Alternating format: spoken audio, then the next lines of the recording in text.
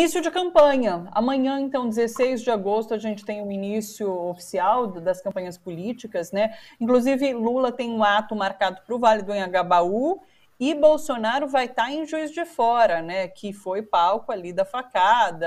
Isso significa alguma coisa na sua avaliação, Horta? Ele voltar a esse local para dar início à sua campanha política? Tem algo de simbólico nisso tudo?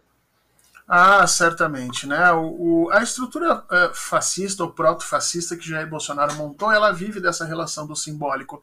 Ela vive desse processo de ressignificar as coisas, né? Então, democracia não é a democracia como a gente conhece, mas uma ressignificação, uma nova forma que eles inventaram lá. A cloroquina virou remédio, né? O médico que não receita cloroquina, ele não é um médico que efetivamente busca a ciência, ele é um cara que está tolhindo a liberdade dos outros. Há sempre esse processo de ressignificação que foi utilizado durante todo o período Bolsonaro, e isso vem agora. A escolha por Juiz de Fora, não sei efetivamente se tem a ver com a questão da facada, mas se não tinha, vai passar a ter, porque vai ser feito, obviamente, o discurso da vitimização, o discurso de um presidente que está com esses índices baixos na economia, na sociedade, na política, porque supostamente não lhe deixaram governar, porque atacaram todas as suas possibilidades, ou seja, vai se apelar para o discurso da vítima, e aí a gente começa a ver uma das características da campanha de Bolsonaro, que vai ser a covardia, né? De não reconhecer efetivamente o que cometeu de errado e acabar se escondendo atrás sempre de outras instituições que supostamente não lhe deram ou guarida nas suas ações ou que abertamente lhe tolhiram nessas ações. A gente vai ver isso durante todo o processo eleitoral e eu espero que o brasileiro não caia nisso. Do outro lado, é também simbólico que Lula escolha o Vale do Anhangabaú e que Lula realmente volte aí para as suas origens, volte para os seus espaços iniciais e que se aproxime da população. A semana passada, ou as semanas passadas, elas deram um verniz muito elitizado para Luiz Inácio Lula da Silva, seja porque ele foi amealhando apoios aí dentro das partes mais altas da sociedade, né, Fiesp, empresários, banqueiros, e acho que agora o Lula volta de novo ao local onde ele surgiu, onde ele domina, exatamente para marcar simbolicamente o seu principal acordo político, que é com a população brasileira. Eu acho que isso é muito importante, eu acho que a campanha tem que usar isso de forma muito direta, porque as redes bolsonaristas, nos últimos 15 dias, utilizaram demais esse verniz elitista que tentou se passar no Lula nos últimos tempos. Está na hora da gente rebater um pouco essa narrativa. Ô Fernando, qual o impacto que você acredita que o início da campanha vai ter nas pesquisas eleitorais de fato? Porque eu já ouvi falar, que já ouvi análises de que Bolsonaro deixa de ter ali um monopólio do debate público, né? E com essas aparições que Lula vai fazer na TV, ele vai pautar, inclusive, novos debates, novas questões, e isso pode ser muito positivo para ele. Você acredita que caminharemos por aí? Pois é, a campanha eleitoral começa para nós, né? Porque Bolsonaro está em campanha há 2 anos. Né? É só instituições como o TSE não veem em motociatas pró-presidente uma campanha antecipada. É só aqui, né, que as pessoas, eu acho que interpretam as coisas de uma forma pró-Bolsonaro praticamente o tempo todo. Então, nós vamos empatar um pouco isso, quer dizer, Jair Bolsonaro esteve sempre com os holofotes nos últimos 4 anos, né? E eu acho que ele atingiu o teto de popularidade dele. Então, a partir do momento que a campanha inicia, só quem cresce, ou só quem tem possibilidade de crescer, é efetivamente o presidente Lula. Quer dizer, você agrega à campanha do presidente Lula uma parte de tempo, um espaço para falar com o povo que ele não tinha e que Jair Bolsonaro sempre usufruiu, né? Então, eu tenho a impressão que quem ganha é Luiz Inácio Lula da Silva e acho que nós não vamos ter uma alteração muito significativa, tá? Porque se você mesmo olhar as pesquisas, você vai ver que 75% da população declara que já está com seu voto definido, né?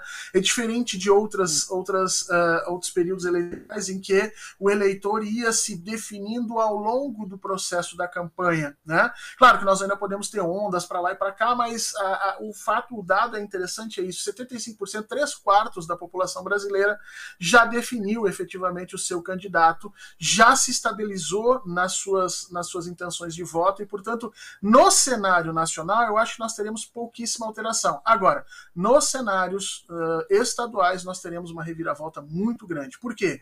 Porque candidatos que serão associados a Luiz Inácio Lula da Silva em diversos dos estados precisarão desses tempos de televisão para fazer essa informação chegar aos seus eleitores que até agora não tinham tido. Né? Vamos pegar, por exemplo, o Calil. O Calil é o candidato de Luiz Inácio Lula da Silva em Minas Gerais. Lula lidera a eleição para presidente em Minas Gerais. Espera-se que ele faça uma transformação bastante grande, bastante significativa no número de votos de Calil nesse processo. Isso deve acontecer também no Paraná, isso deve acontecer também no Ceará. Quer dizer, nós teremos a partir daí um cenário nos estados diferenciado na campanha efetivamente. Acho que para presidente, não. Nós continuamos seguindo aqueles 2%, 3% para vencermos no primeiro turno e acho que esse tem que ser o foco da nossa militância nesse momento. Ô Fernando, na semana passada, a gente fechou ali a semana, né, com os resultados da Quest, principalmente em São Paulo e Minas Gerais. Na verdade, foram essas duas, né, que saíram, mostrando que Bolsonaro tinha avançado bastante, né, que tinha diminuído bem a diferença com Lula, principalmente nesses dois estados. E havia uma expectativa das pesquisas nacionais, inclusive, repetirem esses resultados. Hoje sai, então, a BTG Pactual, que não traz isso. E a gente vai ter uma série de pesquisas aí pela frente durante a semana. Tem pesquisa até quinta-feira, né? Quinta-feira fecha ali com o Datafolha. Você acredita, então, que, de fato, Bolsonaro atingiu esse teto e a tendência é que elas não apresentem resultados de muita mudança ali quantitativa para Bolsonaro? Eu acho que sim, Thalita. Eu acho que o que ocorreu na semana passada ali foi um erro metodológico, ou vamos dar, né, uma margem de confiança para os institutos. Olha, eles captaram um movimento pouco significativo ali, mas eu tenho a impressão que as pesquisas que vão surgir agora, especialmente a pesquisa do dia 18, a pesquisa do Datafolha, ela vem com 6 mil, ela está organizada para fazer 6 mil entrevistas. Isso significa quase 3 vezes mais do que seria necessário para uma amostra randomizada e tal, né, de 156 milhões de eleitores, que é o que o Brasil tem, um pouquinho mais do que isso. Eu acho que essa pesquisa deve sentar um pouco as coisas no Brasil. A gente deve ter um pouco mais de confiança nesses dados, e eu tenho a impressão que isso vai trazer aquilo que as pesquisas já vêm mostrando há mais ou menos um ano. Nós temos um cenário estático muito em função da força que as tendências estruturais no Brasil têm na hora de decidir voto. Quer dizer, as pessoas que estão indo ao supermercado, elas estão sabendo efetivamente em quem elas vão votar, porque você não consegue mais comprar queijo, você não consegue mais comprar leite, você não consegue mais comprar macarrão, as pessoas estão sentindo efetivamente isso. Mesmo a classe média, que no início da pandemia ainda se mantinha como um extrato intocado, enquanto os trabalhadores já sentiam efetivamente a diminuição do seu poder de compra, a classe média ainda vivia uma espécie de fôlego econômico.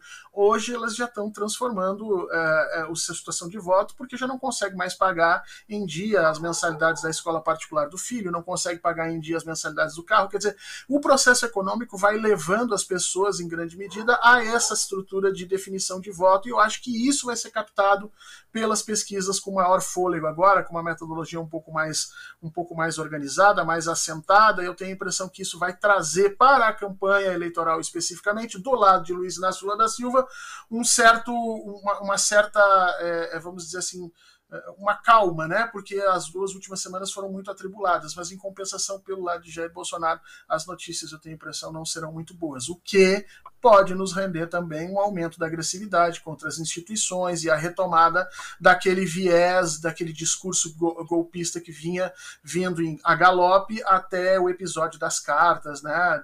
De tudo mais. Então a gente tem que ficar de olho, essa semana vai ser uma semana muito importante para isso.